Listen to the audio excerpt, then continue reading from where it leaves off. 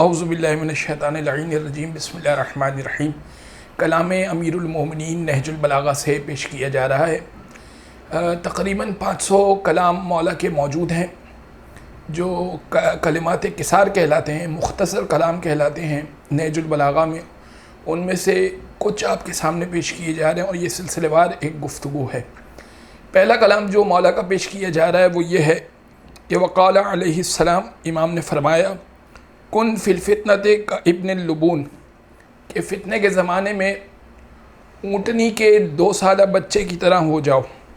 لا ظہر فیرکب، کہ اس کی پیٹھ اس طرح سے نہیں ہوتی کہ اس پر بیٹھا جا سکے۔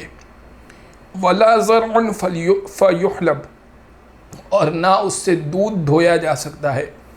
یعنی جب بھی فتنہ و فساد اس زمانے میں یا کسی بھی زمانے میں شروع ہو جائے تو انسان کو اونٹنی کے بچے کی طرح ہو جانا چاہیے۔ مولا کہہ رہے ہیں کہ نہ اس سے سواری کا فائدہ حاصل ہو، نہ اس پر کوئی سوار ہو سکے، نہ اس سے دودھ حاصل کیا جا سکے، یعنی کسی بھی قسم کا کوئی فائدہ اس سے حاصل نہ کیا جا سکے۔ لیکن یاد رہے کہ جب حق اور باطل واضح ہو تو حق کا ساتھ دینا ضروری ہے۔